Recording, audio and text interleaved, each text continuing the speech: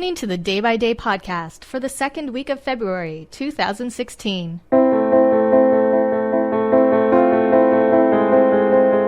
Welcome to the Day by Day podcast with me, Siobhan. This week we're talking about a month-long celebration for fine feathered friends. I'll take a look at the big game and why this year is different than any other year in history, as well as why this may be the best time for you to quit smoking this week. Super Bowl Sunday, the big game. This year it takes place on February 7th. The Super Bowl takes place every year, typically on the first Sunday of February. It's not an official U.S. holiday, but many Americans treat it as such. While Thanksgiving is the day of the year with the most food consumed, Super Bowl Sunday is a close second. Roughly 28 million pounds of chips, 1.25 billion chicken wings, and 8 million pounds of guacamole are consumed during the Super Bowl. That's a lot of food, and that's not even taking into consideration all the pizzas and hamburgers and everything else that we consume during the game. The National Football League owns the rights to the phrase Super Bowl, so many refer to it as the big game. The National Football League, or the NFL, is comprised of 32 teams, 16 in the NFC Conference and 16 in the AFC Conference.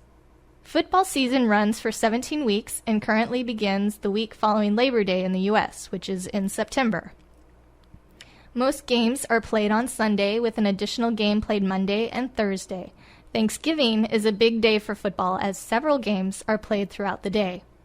At the end of the season, teams with the best records in their divisions go to the playoffs, where they face off until only 2 teams are left standing. Those teams then face each other in the Super Bowl. So now, the history of the Super Bowl. Super Bowl I was played on January 15th, 1967 in Los Angeles, and it featured the Green Bay Packers against the Kansas City Chiefs. The Packers won 35-10. The Pittsburgh Steelers have the most Super Bowl wins at 6, though some might argue that Green Bay is tied for the most Super Bowl wins because they have 4, and then 2 more are prior to 1970, when it was known as the AFL-NFL Championship game. Roman numerals have always been used to denote the Super Bowl, but this year, Super Bowl 50, is the first time Arabic numerals are being used. The Super Bowl is played at a predetermined location every year. This year, the Denver Broncos are facing the Carolina Panthers in the San Francisco Bay Area at Levi's Stadium. Next year, the Super Bowl is scheduled to be played in Houston, Texas, and of course, we don't know which teams will be there yet. The winning team of the Super Bowl is dubbed the World Champions. The winning team as a whole receives the Vince Lombardi Trophy, and each member of the team receives a Super Bowl ring. That would be coaches, trainers, players, executives, personnel, and general staff. The rings are typically made of gold and laden with diamonds. They include the team name, logo, and Super Bowl number. The rings cost, on average, $5,000 each. But it's been said that the 2015 championship New England Patriots rings were valued at over $35,000 each. While many non-football fans watch the Super Bowl, many people tune in, especially to watch the commercials. These are considered some of the best commercials of all time, with productions as epic as blockbuster movies. Last year, over 114 million people tuned into the Super Bowl. With this extremely high viewership, advertisers have a huge captive audience. Budweiser, Doritos, and GoDaddy have been known for having notable Super Bowl commercials in the past, and I'm sure this year they will not disappoint. Last year, the average cost of a commercial that aired during the Super Bowl was $4.5 million, and it's expected to be just slightly higher this year.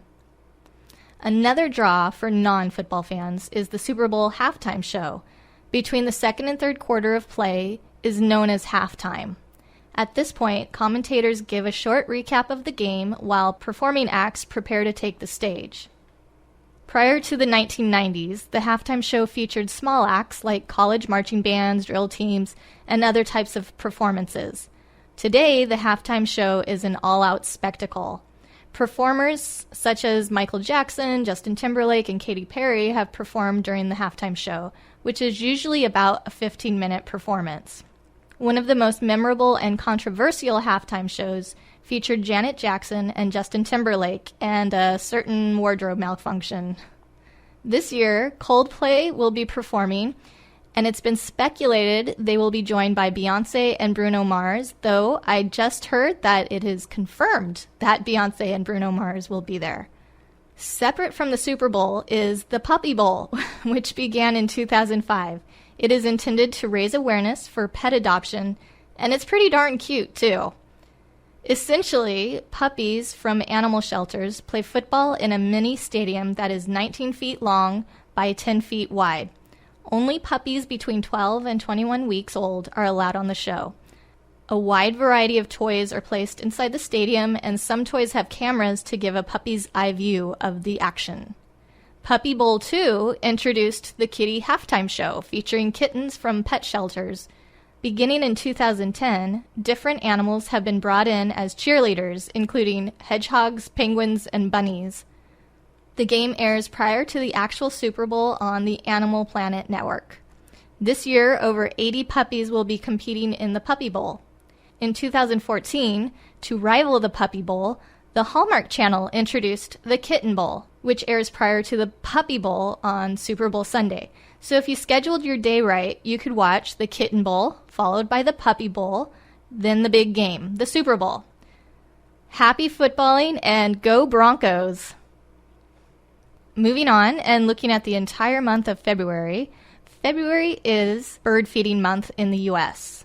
This celebratory month was created to educate the public on the wild bird feeding and watching hobby. On February 23, 1994, then Illinois Representative John Porter declared February National Bird Feeding Month. I don't understand why he waited until the end of the month to declare the month Bird Feeding Month. He kind of wasted the entire time. However, going forward, now we have the entire month to dedicate to bird feeding. During this month, individuals are encouraged to provide food, water, and shelter to help wild birds survive. February is generally one of the harshest months for wild birds. It is a great opportunity to stop and think about the role of birds and birdwatching in American history. Backyard bird feeding is an entertaining, educational, and inexpensive pastime enjoyed by young and old alike. Bird feeding is a relaxing and peaceful pastime. It is sponsored by the National Bird Feeding Society, which has over 3,000 Facebook likes. You can get involved by joining the Great Backyard Bird Count, which happens twice a year, the first one of which is happening February 12th through the 15th. All you have to do to get involved in the Great Backyard Bird Count is to count birds for at least 15 minutes during one or all of the days. Then you can visit the Great Backyard Bird Count website at gbbc.birdcount.org and enter your results on their website. You can also download birding apps, which include Merlin Bird ID, Audubon Bird Guide, and the eBird app. So, if you really want to get involved and take part in this, you might want to know what birds like to eat. So, according to the Humane Society, during the winter, you should feed wild birds black oil sunflower seeds, which are high in fat, so it provides good energy, and the seeds are small and thin-shelled enough for small birds to crack open. You can also offer white proso millet, which is high in protein content. You can also offer peanuts in a tube-shaped metal mesh feeder designed for peanuts. Suet cakes. Commercially made suet cakes fit the standard size suet feeder. You can even find vegetarian options for all your vegetarian bird friends. Niger seed, which I'm not really sure what that is, but you would use a tube feeder with tiny holes to keep the seeds from falling out. Finally, cracked corn is a good thing to offer to wild birds. You want to choose the medium-sized cracked corn, because fine cracked corn will quickly turn to mush, and coarse cracked corn is too large for small-beaked birds. Next up this week is Mardi Gras, which falls on Tuesday the 9th. Mardi Gras is French for the term Fat Tuesday. This day is also known as Shrove Tuesday and is the culmination of Carnival. Fat Tuesday refers to the custom of eating richer, fatty foods before the ritual fasting of the Lenten season. Mardi Gras is celebrated throughout the world with many notable parades and celebrations. many of which include wearing masks and costumes, overturning social conventions, dancing, and sports competitions. Brazil attracts most of its tourists for their Carnival celebration every year. In Rio alone, 2 million people celebrate Carnival. In the U.S., one of the most popular Mardi Gras celebrations takes place in New Orleans, Louisiana. In 1837, New Orleans held its first Mardi Gras parade. Following Mardi Gras is Ash Wednesday, which is February 10th. Ash Wednesday is a day of fasting and the first day of Lent in the Western Christian tradition. Lent is the 40 days of fasting prior to Easter Sunday. Mardi Gras, Ash Wednesday, and Easter are all linked to each other, but fall on a different day every year. Ash Wednesday gets its name from the practice of blessing ashes being placed on the foreheads of participants, typically in the shape of a cross by a priest. In the Republic of Ireland, Ash Wednesday is National No Smoking Day. This date was chosen because quitting smoking ties in with giving up luxury for Lent. So if you're thinking of giving up smoking and you observe Lent, this may be the perfect time for you to kick the habit. Next up, this Thursday is Inventors Day in the U.S. Many countries have their own Inventors Day that falls on their own particular day of celebration. In the U.S., it falls on February 11th every year, which is the birth date of Thomas Edison, one of the most famous U.S. inventors. Edison held over 1,000 patents. In 1983, Ronald Reagan declared February 11th Inventors Day in order to call upon the people of the United States to observe the day with appropriate ceremonies and activities. You can participate in celebrating Inventors Day this year by tweeting your invention idea to @GeneralElectric with the hashtag #IWantToInvent. Some notable U.S. inventors include Benjamin Franklin, who is responsible for the Franklin stove, bifocal glasses, the lightning rod, and many other creations. Franklin never patented any of his inventions. Actress Hedy Lamarr invented a traffic stoplight and a radio guidance system for torpedoes. Though her guidance system was not utilized at the time of its patent in 1942, the U.S. found a use for it in 1962 during the Cuban Missile Crisis. We also have Eli Whitney, who is an early American inventor responsible for the development of the cotton gin in 1793.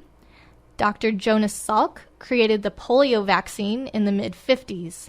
You can read about more U.S. inventors at american-inventor.com.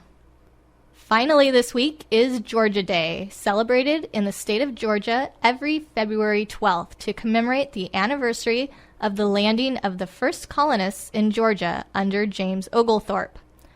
On February 12, 1733, Oglethorpe and his fellow settlers landed in the Anne at what is now Savannah. As such, the city of Savannah holds a Georgia Day parade during a 2-week Georgia History Festival. This year, the parade will be held on February 17th.